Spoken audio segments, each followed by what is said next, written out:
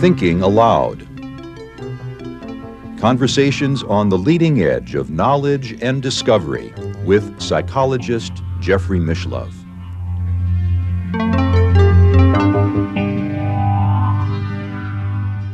Hello, I'm Jeffrey Mishlove.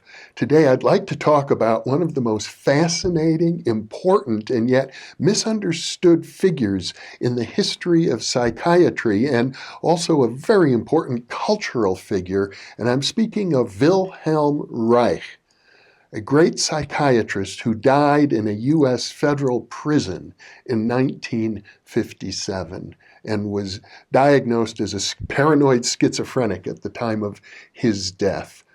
Reich was a classically trained Freudian psychiatrist, and he developed very important theories about the relationship of the human body to psychiatric disturbances. In fact, one could say that every form of body therapy that's practiced today owes a debt to Wilhelm Reich. He's sort of the father of body therapies, and he came up with the insight that the various psychological defense mechanisms that were described in great detail by Sigmund Freud actually had their correlations with what he called muscular armoring in the body. I've talked about how we numb ourselves to protect ourselves from the pain of the world. But Reich went a step further and said that it's actually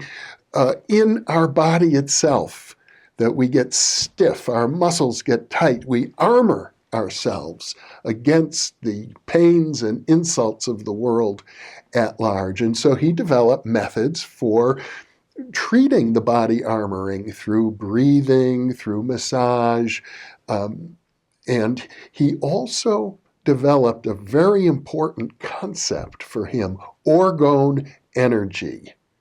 He felt that orgone energy was equivalent to life energy in the body, and that it could be studied, that there were actual ways of seeing it visibly, measuring it, working with it. He created devices he called orgone accumulators, and he felt that the orgone energy could be very healthy in releasing the muscular armoring of the body. Now, back in 1973, when I was working as a program producer at KPFA Radio in Berkeley, I received a copy of a book called Orgone, Reich, and Eros, written by Professor Ted Mann, a professor of sociology at the University of Toronto in Canada. And I happened to take the book along with me as I traveled to Montreal that summer to attend the annual convention of the Association for Humanistic Psychology. And what do you know? I met Professor Ted Mann at that conference, and he was so delighted that I had read his book, which was my reading on the long trip. I took a Greyhound bus from San Francisco to Montreal, so I had read the book by the time I arrived, and he was thrilled that I was so into his work. In fact, he became a good friend of mine for many years to come, and even contributed to my college education, which was a wonderful gift. Now, he met Wilhelm Reich when Reich had a facility in Maine and was doing research on orgone energy, and Professor Mann even built orgone accumulators and began experimenting with them. There's a very exotic literature about it. I think there's a Journal of Organomy. People still practice Reichian methods today and have this journal, and it gets quite extensive because Reich believed that the orgone energy, which was like the life energy of the body, also permeated the entire universe. And amongst other things, he built these devices he called cloud busters, which he felt would project orgone energy into the sky and could control the weather. And furthermore, he felt that using these cloud busters, he could summon occasionally UFOs. So Reich is doing all of that, and in addition, using the orgone energy accumulators as a cure for cancer, while the American Medical Association couldn't put up with all of this. And they attacked him severely, and as a result of that, he was, as I say, arrested and put into prison. He died there in 1957. And at the time of his death, he believed that President Eisenhower was going to recognize his greatness and release him from prison. Now, I can say today people do recognize his greatness. In fact, he's been an enormous cultural figure. One of the things that he wrote about is the sexual orgasm. He felt that sexual orgasm itself is a way of releasing the muscular armoring associated with our psychological defense mechanisms, but that if that muscular armoring is too strong, then one doesn't get to fully appreciate the pleasure and the beauty of an orgasm.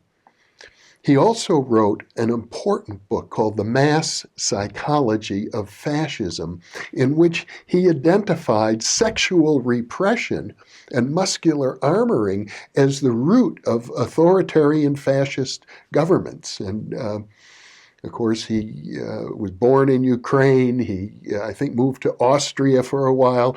He traveled to the United States in 1939 to escape the Nazis. That's when he began developing his theories of orgone energy. Now, in the 1960s, some of you may recall or know from your study of history, there were student riots in Paris, and there were communes of students in Paris, and they were fascinated by the work of Wilhelm Reich. And it's reported that during these riots, they had copies of Reich's book, The Mass Psychology of Fascism, and were throwing them, hurling them at the police.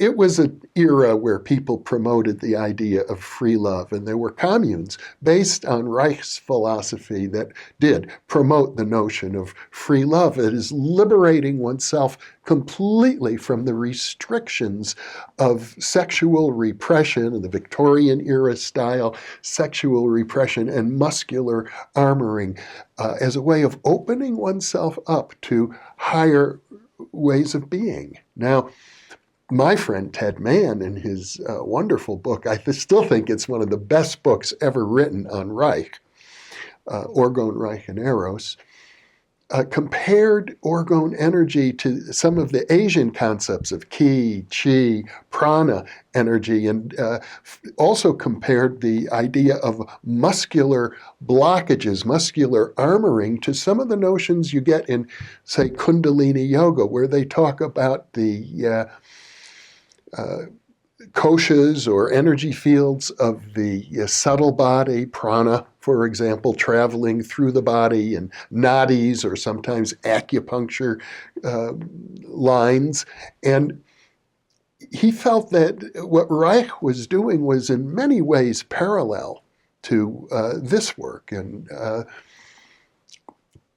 think it's fair to say that the Asian notions of prana, ki, and chi also relate the life energy of the body to the energy of the cosmos as a whole. Reich felt that the galaxies, the spiral structure of the galaxies were held together by orgone energy. It's still very mysterious. There are, as I say, people who are proponents today. There's also a dark side. There is what some people call negative orgone energy that can be very harmful, that using these cloud busters, sometimes the negative orgone energy would cause trees to wither and die by accident. So it suggests a whole vast arena of phenomena that have been researched by a small clique of people, and it's not well understood. It's not at all integrated into mainstream science. I'm of the opinion, however, that when it comes to the unfolding of your own natural psychic and intuitive abilities, body work is very important. letting go of muscular armoring, letting energy flow through the body. So I advocate massages, I advocate hot tubs, I advocate yoga, whatever you can do on the physical level to help the energy flow smoothly through your body is going to be beneficial on many, many levels. And it's always interesting to think about the important role that this misunderstood man, and perhaps legitimately a paranoid schizophrenic man, but also a great genius, has bequeathed to us. And I'll leave you with that thought. Thank you for being with me.